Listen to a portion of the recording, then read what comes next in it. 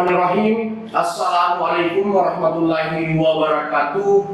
Dan salam sejahtera buat semua sobat Pipiso dimanapun berada. Jumpa lagi dengan saya Suwadi Idris Amir, tentunya di acara Pipiso.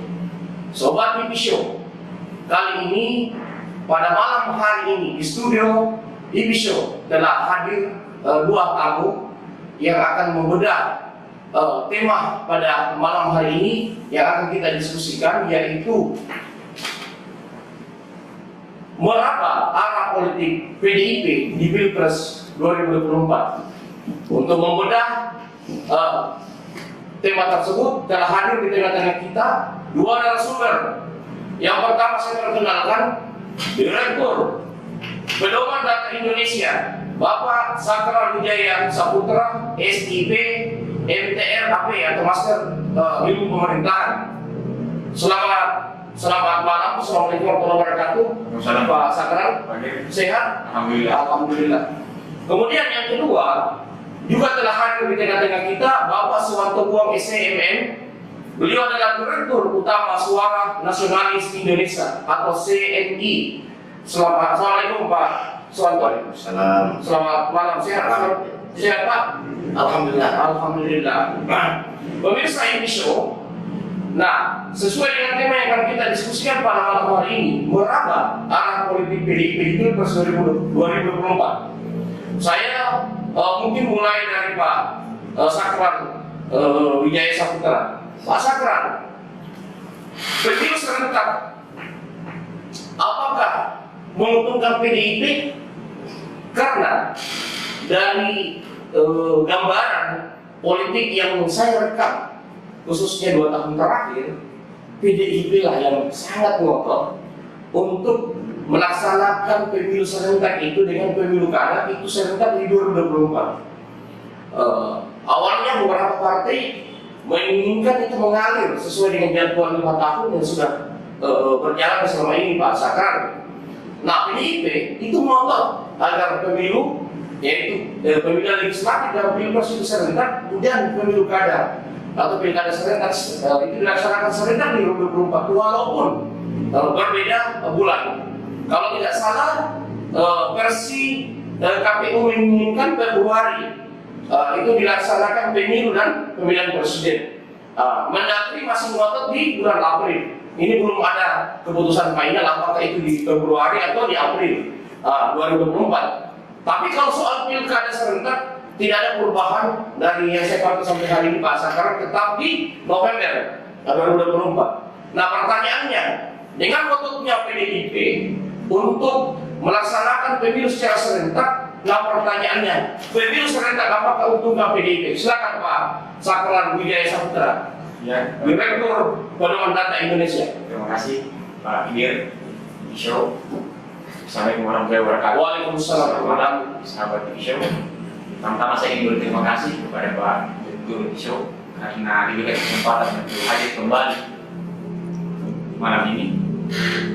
Seperti apa yang disampaikan oleh Pak Dir tadi, Suwadi, bahwa apakah dengan diselenggarakannya pilkada serentak di 2024 menguntungkan PDIP atau tidak? Betul. Menurut saya, Partai PDIP sangat menguntungkan dengan diselenggarakannya pemilu serentak di 2024. Sangat untungkan ya Pak Sakral ya. Kenapa? Karena kita tahu sendiri, PDIP 2 periode berturut-turut adalah pemenang pemilu. Tentunya dengan dengan diserentakkannya pemilihan legislatif pemilu di 2024 tentunya memiliki keuntungan tersendiri bagi PDIP. Itu bisa dilihat karena pada saat 2023 nantinya para kepala daerah sudah masuk ke dalam masa berakhir masa jabatan ya, Sakral ya. betul Pak Adir ya. Nah tentunya ini sangat menguntungkan bagi partai penguasa.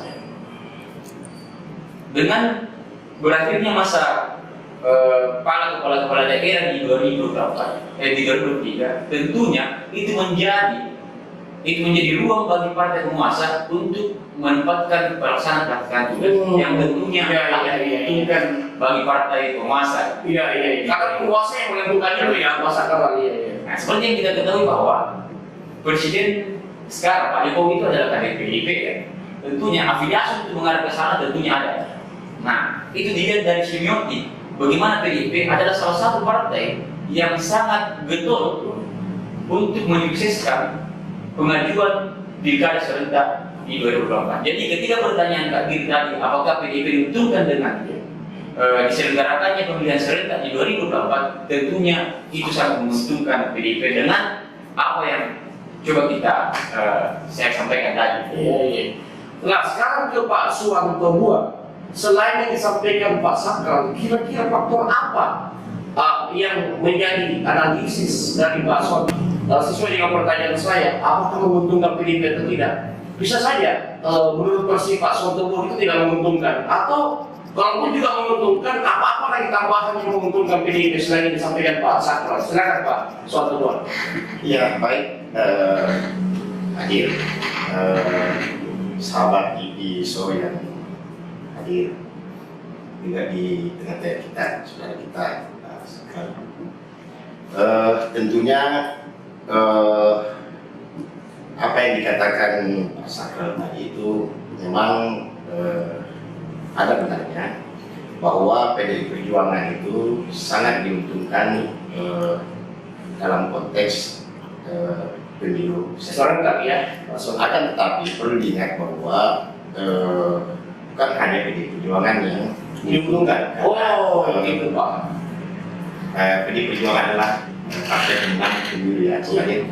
Akan tetapi kita lihat bahwa PDI Perjuangan ini di bawahnya itu ada juga partai-partai lain yang mempunyai Yang searah pasti juga mendekati daripada PDI Perjuangan. Nah itu juga saya kira ada beberapa partai termasuk Golkar, Gerindra yang mempunyai elektabilitas tinggi yang juga mendukung pemilu serentak ya. mendukung ya. Jadi tentunya mereka juga punya kajian Pak contohnya. iya betul. Jadi tentu dari partai-partai besar yang ada di Indonesia ini pasti diuntungkan. Saya kira seperti itu. Gitu Pak Suwanto. Baik, pemirsa itu pertanyaan awal dari saya untuk kedua narasumber. Nah sekarang pemirsa untuk pertanyaan kedua ke Pak Sakral lagi saya, apakah PDIP di 2024 siapkan capres atau hanya cawapres di Pilpres 2024? Kita semua tahu bahwa saat ini yang ada di PDIP itu yang lagi dipenuhi oleh kader-kader PDIP itu adalah Puan Maharani. Nah, apakah pertanyaannya Puan Maharani ini hanya dipersiapkan sebagai cawapres atau capres? Silakan Pak Sakral ya. Menurut saya ini yang menarik, Pak Rian. Kenapa? Karena seperti yang saya sampaikan tadi bahwa PDIP ini adalah partai pemenang pemilu di dua pemilihan kemarin 2014, 2019. Nah, menurut saya kenapa hal ini menarik? Karena yang kita ketahui sekarang ada beberapa calon atau kader dari PDIP yang memang muncul di permukaan. Kita tahu Siapa itu Pak Sakral? Nah, kita tahu hadir di sana itu ada Bapak Ganjar Pranowo. Pak Ganjar Pranowo benar dia kader PDIP. Yang kedua Mbak Puan Maharani. Puan Maharani benar. Nah, yang juga anak dari ketua umum. Ya, calon ketua umum ke depan. Kemudian dia tidak bisa menutup mata dengan calon-calon lain dari PDIP seperti Prananda. Wah, benar. Ini tidak bisa diremehkan. Bisa saja PDIP memunculkan di detik-detik terakhir. Kemudian mungkin yang terakhir Budi Gunawan. Karena beliau memang kita tahu dan historinya sangat dekat dengan Ibu Megawati Soekarno Putri. Tapi ketika kita melihat sekarang ada dua calon yang memang kita melihat internal PDIP itu sendiri memang menjadi perbincangan kayak umum, yaitu Mas Ganjar Pranowo, Gubernur Jawa Tengah, dan juga Ibu Puan Maharani. Dan ketika kita melihat dari beberapa lembaga survei yang muncul beberapa kemarin-kemarin, kita melihat Ganjar Pranowo itu hampir semua lembaga survei selalu menempatkan Ganjar Pranowo di 3 besar. 3 besar, benar. Hampir semua bisa dicek. Benar. Nah, sementara Mbak Puan Maharani, Ibu Puan, itu bisa dilihat elektoralnya setiap lembaga survei itu tidak pernah menyampai angka 2%. Benar sekali. Nah, ketika PDIP memang menginginkan untuk kembali berkuasa di tahun ketiga ini pada saat pemilu serentak 2024, tentunya realistisnya adalah Ganjar Pranowo diusung sebagai satu. Dan ketika memang PDIP ingin mengusung Mbak Puan Maharani, memaksakan Mbak Puan Maharani untuk diusung menjadi untuk maju berkontestasi di 2024, ya sangat realistis, boleh hanya 02. Hanya 02 tentunya. Begitu ya. Nah sekarang saya ke Pak Sontobua. Relakah PDIP Pak Sontobua yang 2 periode itu menjadi kingmaker atau menjadi apalagi istilahnya pemain di belakang layar kekuasaan Jokowi, mulai dari Jokowi JK dan Jokowi Kemal, tiba-tiba ingin merubah haluannya hanya menjadi dalam tanda kutip ekonomi. Kita semua tahu bahwa penentu kekuasaan itu adalah presiden. 02 itu hanya pembantu presiden. Nah, pertanyaannya Pak Sontobua, relakah PDIP yang 2 periode ini mengatur negara menjadi kingmaker dalam hal ini Bu Mega sebagai ketua, nah tiba-tiba hanya ingin di posisi kesemburan. Seperti apa analisa Pak Sontobua melihat PDIP, apakah menyiapkan capres atau cawapres Pak Sontobua? Ya, saya kira seperti ini ya Pak Dir. Kita lihat bahwa PDI Perjuangan ini adalah partai senior ya. Tentunya PDI Perjuangan ini juga mempunyai trik-trik tersendiri. Di dalam PDI Perjuangan itu yang saya amati ada namanya rapat kerja daerah, Rekercap, ada namanya Rekercap, rapat kerja cabang, kemudian rapat kerja daerah, kemudian kongres. Nah, disitulah di kongres itu akan diputuskan aspirasi dari bawah. Ya, contohnya. Jadi diputuskan di kongres itu, kemudian diberikanlah amanat kepada ketua umum untuk menentukan daripada cawapres. Jadi setahu saya kalau selama ini PDI Perjuangan itu yang saya amati sejak dulu ya, itu pastilah akan memajukan kadernya sebagai capres, bukan cawapres. Mendorong capres ya. Ya, jadi itu yang saya amati selama ini. Betul. Artinya begini Pak Sontobua, kalau dia mendorong capres, maka besar kemungkinan yang akan dia dorong itu adalah pertama adalah Pak Ganjar Pranowo karena memiliki elektoral. Karena kalau menurut lembaga-lembaga survei sangat riskan, sangat rawan ketika PDIP menyiapkan capres dan mendorong Ibu Puan Maharani. Walaupun masih lama ya, tapi kalau berdasarkan pengalaman selama ini kita memantau pemilihan presiden, pilpres, itu yang tertinggi elektoral dari awal itu yang akan bertarung di akhir pilpres biasanya berdasarkan pengalaman. Artinya ketika PDIP memaksakan, maka besar kemungkinan PDIP akan mendorong kalau dari kader itu adalah Ganjar, atau di luar Ganjar bisa saja apakah Anies Baswedan, ya kan? Yang utamanya tidak berpartai, karena kalau misalnya PDIP mendorong capres dan mendorong kader partai lain, kelihatannya PDIP keluar dari dirinya Pak Sontobua. Ya, jadi seperti apa Pak Sontobua? Jadi begini, Pak Dir. PDI Perjuangan itu selama ini kan kita lihat bahwa Ibu Mega itu sangat rasional, sangat rasional dalam menentukan sebuah pilihan, apalagi calon presiden.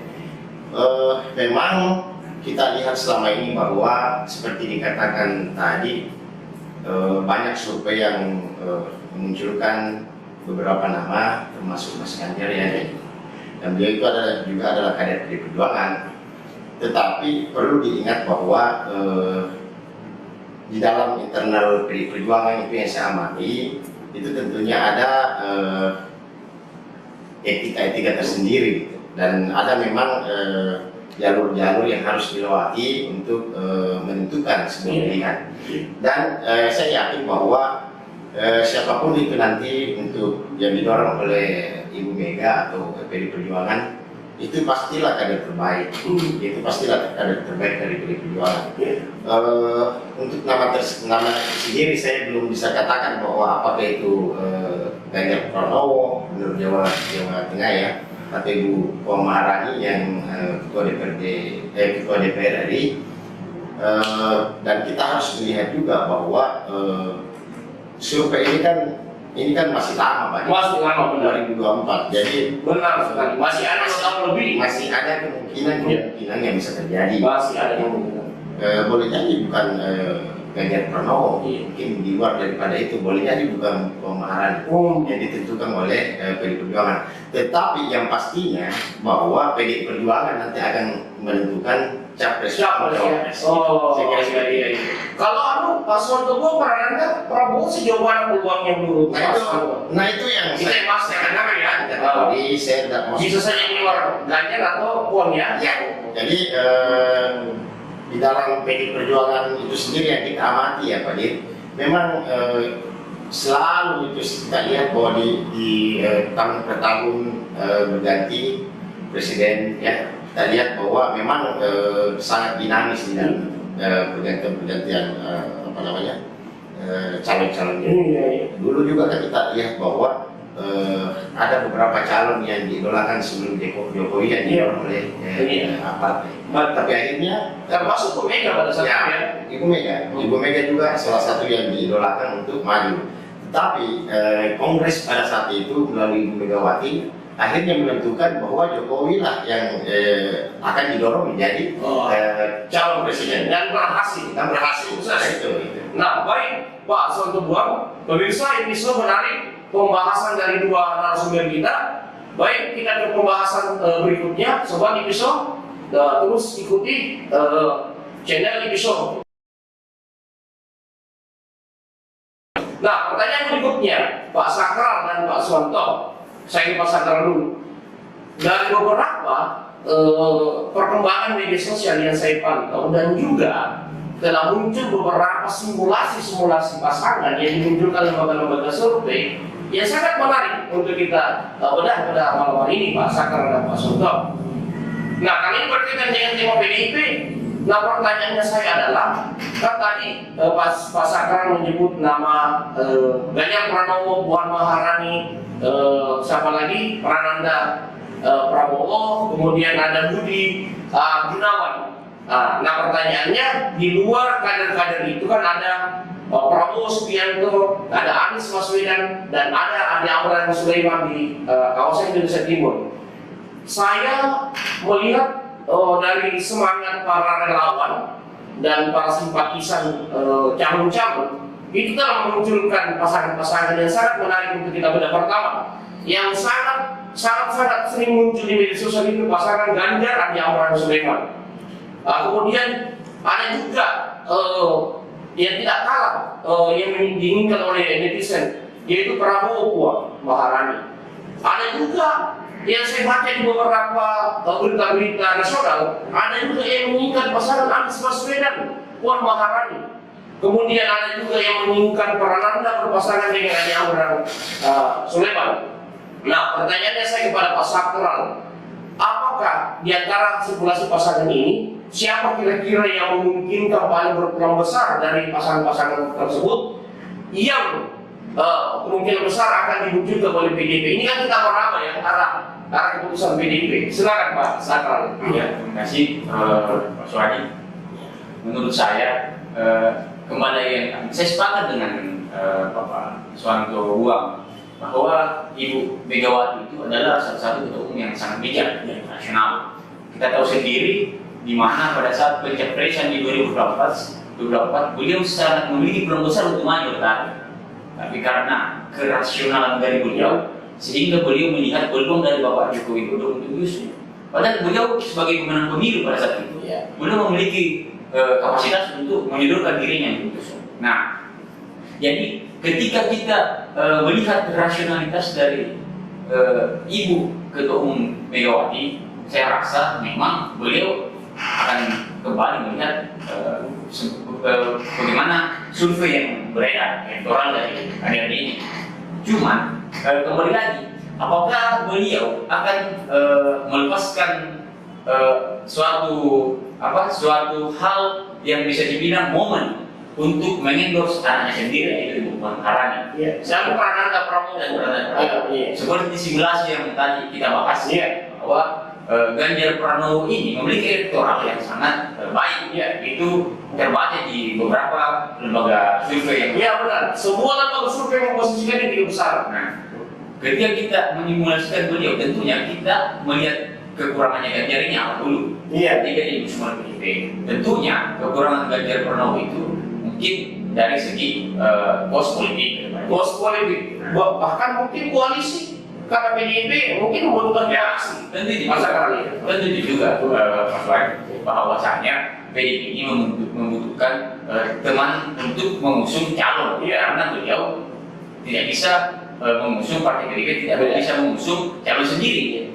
Karena Abraham 15%. Nah, tentunya ketika kita berbicara Ganjar Pranowo dan simulasi pasangan yang tepat untuk beliau, kalau kita berbicara geopolitik, karena beliau itu dari Jawa, tentunya sangat pasti pasangkan dengan calon di luar Jawa. Berarti kalau di luar Pulau Jawa kan Amran Sulaiman. Karena simulasi yang saya sebutkan tadi yang muncul ini Ganjar, Amran Sulaiman, Prabowo Puan, Anies Baswedan, Puan Maharani, Prananda Prabowo, Amran Sulaiman. Nah, tentunya hadir yang paling memungkinkan memang untuk diusung oleh PDIP itu Pak Ganjar dengan Pak Amran Sulaiman. Karena melihat dari sisi geopolitik dan tentunya kapital ekonomi. Karena untuk maju di pencapresan itu membutuhkan biaya yang menurut saya fantastis. Nah, sekarang ketika kita melihat salah satu kader lagi yang menjadi usungan dari PDIP selain di luar nama Ganjar sekarang ramai, Mbak Puan Maharani, itu tentunya realistis lah ketika dia berbicara dari elektoral yang sekarang. Nah, beliau itu menjadi 02. Nah, tentunya PDIP juga tidak bisa memasangkan Ganjar Puan. Karena sama secara geopolitik mendukung Jadi saya rasa Prabowo Puan yang memang ramai pada saat ini memang itu salah satu simulasi yang dipersiapkan oleh PDIP.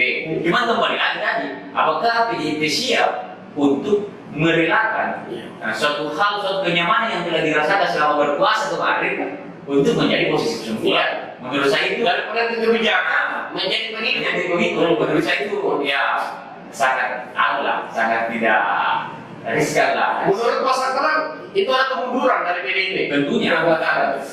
Nah, apalagi kan pemilu 2024 itu mengambil kursi dari pemilu 2019. Nah, maunya sebenarnya PDIP memang itu memiliki peluang besar untuk mengusung kader yang memiliki elektoral tinggi. Dan tentunya kader yang memiliki elektoral tinggi itu sekarang ini adalah Pak Ganjar Pranowo. Nah, kita tidak menafikan bahwa Prananda Gunawan dengan waktu yang masih, saya rasa masih 2024 karena masih beberapa tahun. Cuman menurut saya sangat luar biasa. Tadi kan kita tidak bisa berbicara bahwa ya mungkin karena politik itu dinamis.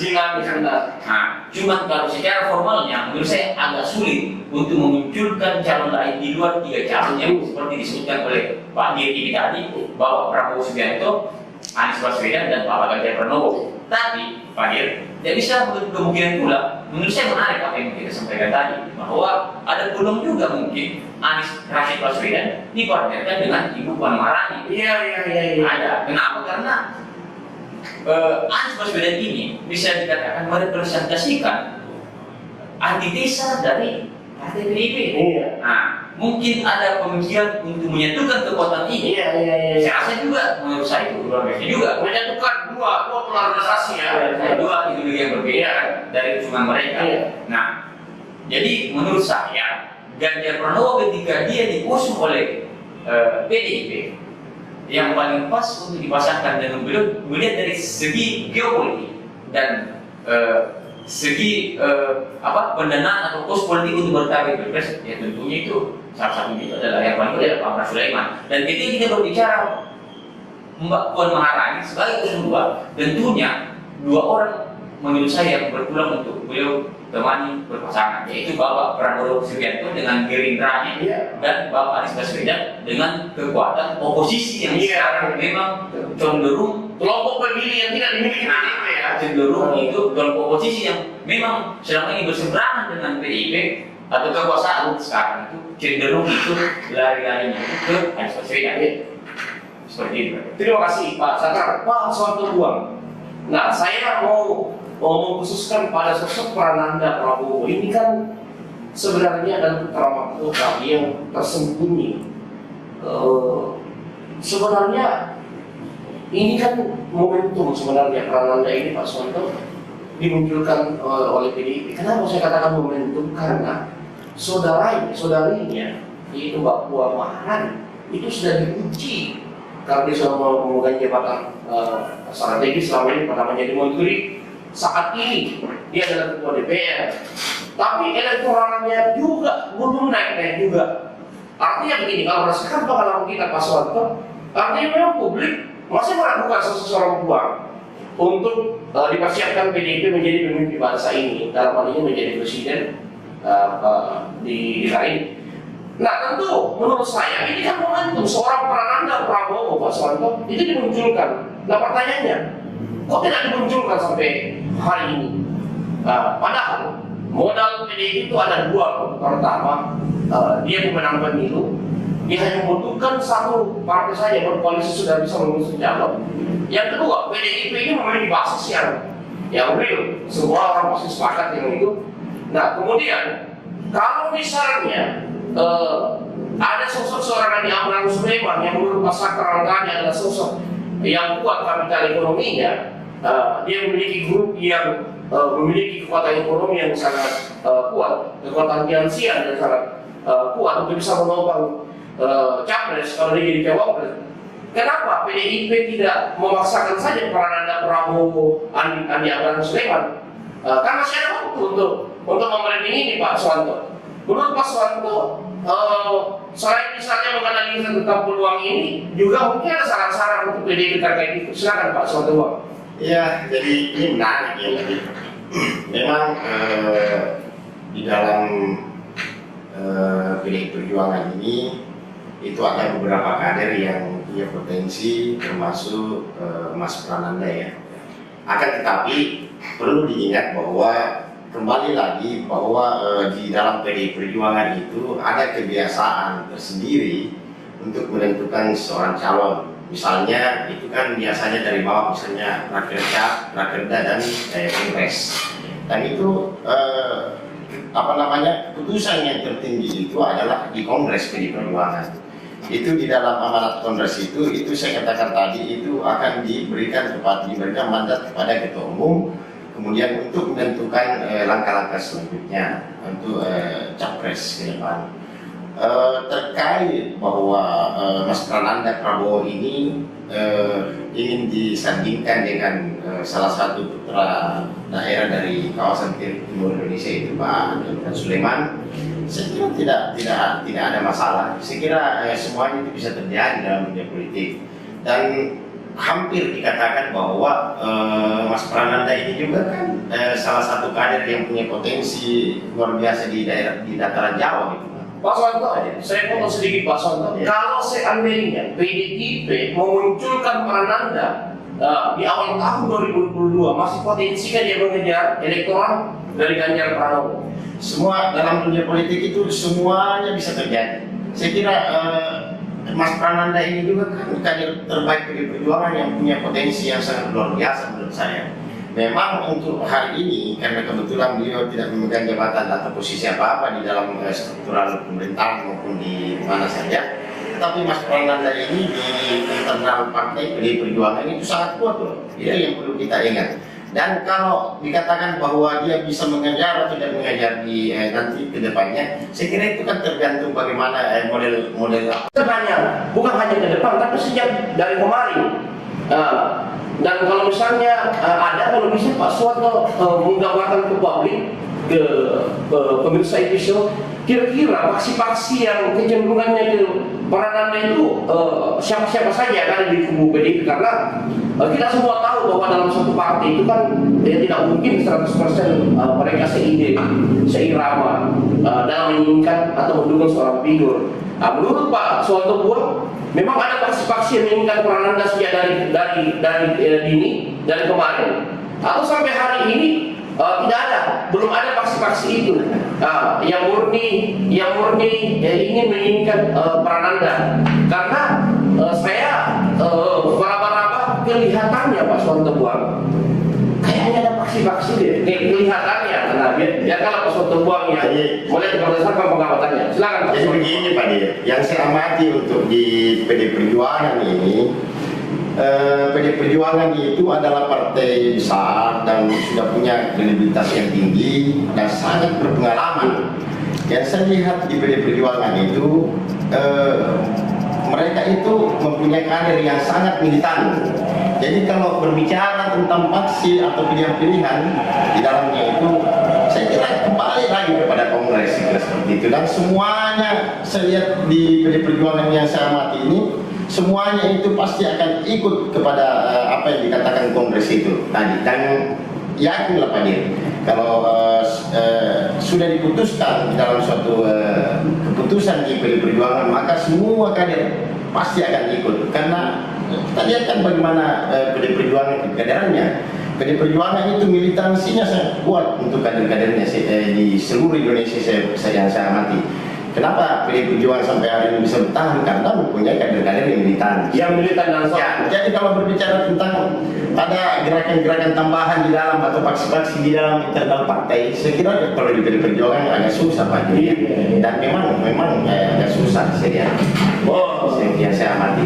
Menarik pemirsa Ipiso, pemaparan dari dua narasumber kita. Saya kembali ke Pak Sakral dulu.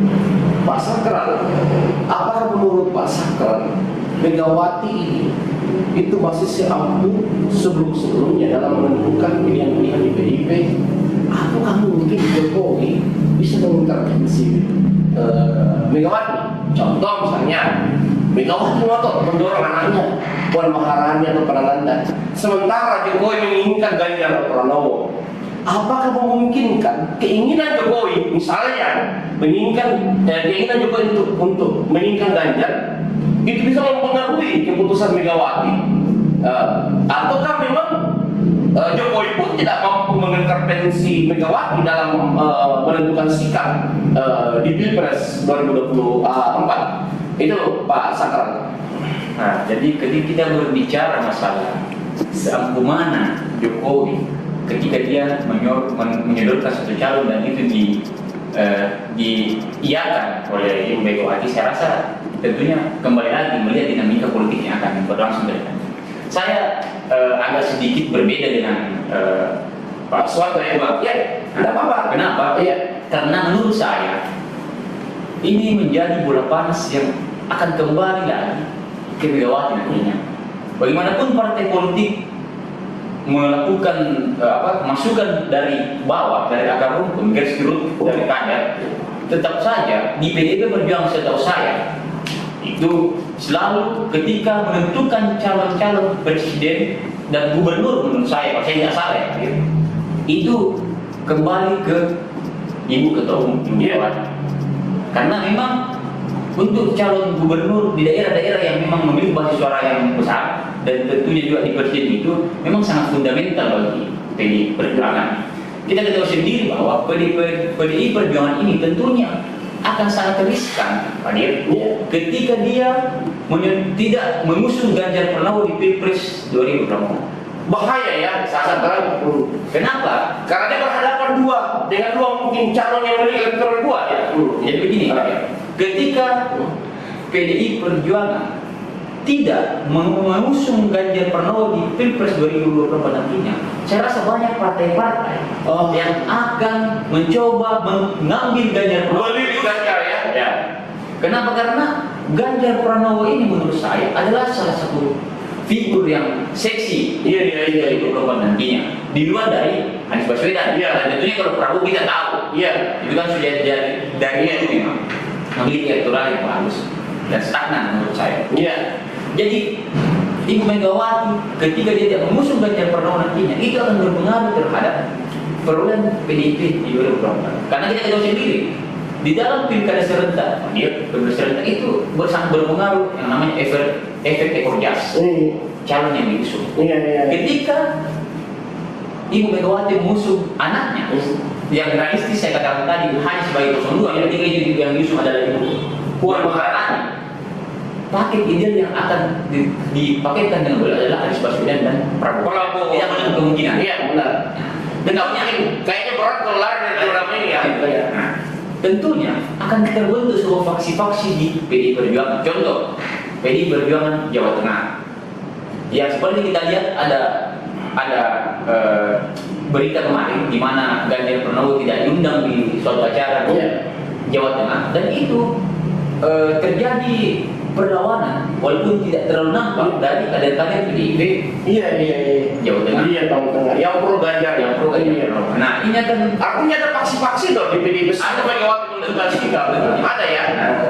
Salah satu contoh di mana kemarin Ketua PDIP Solo, mantan bupati kemarin, X Rudianto, kalau saya tidak salah, dia mengusung wakilnya untuk maju di pilkada Solo, dan yang diusung itu tidak di-ACC oleh partai PDIP, dan partai PDIP memberikan rekomendasi kepada Gibran Rakabuming putra Jokowi. Nah, tentu ini adalah salah satu contoh bahwa ada suatu hal yang Suara Jokowi didengar. Menarik sekali.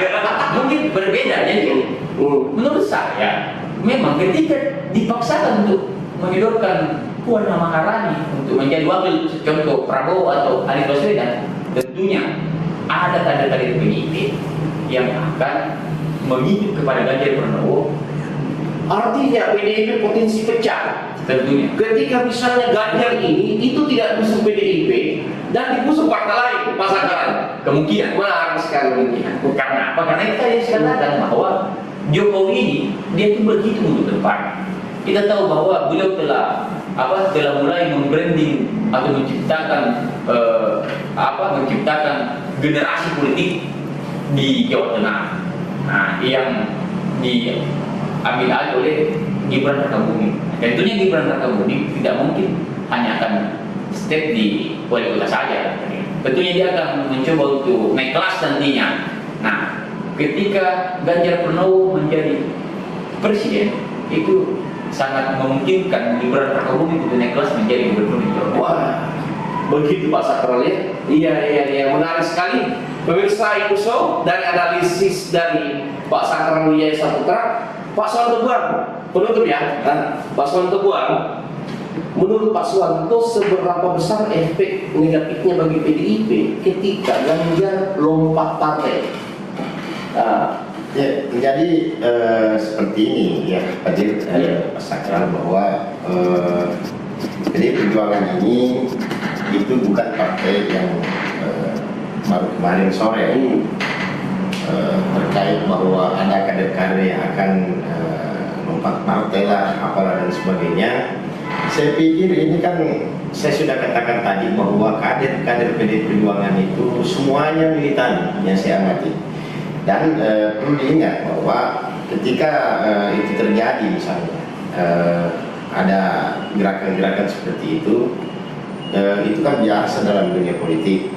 Tapi perlu diingat bahwa untuk hari ini sampai hari ini kita lihat bahwa hampir semua apa yang dilakukan oleh PDI Perjuangan ini, termasuk mulai dari pilkada yang kemarin ya, terus sampai pileg apa dan sebagai pilkada ya, pilkada yang paling sering yang kemarin terjadi itu kan memang semuanya itu kajian khusus yang dilakukan oleh DPP Partai PDI Perjuangan yang saya amati.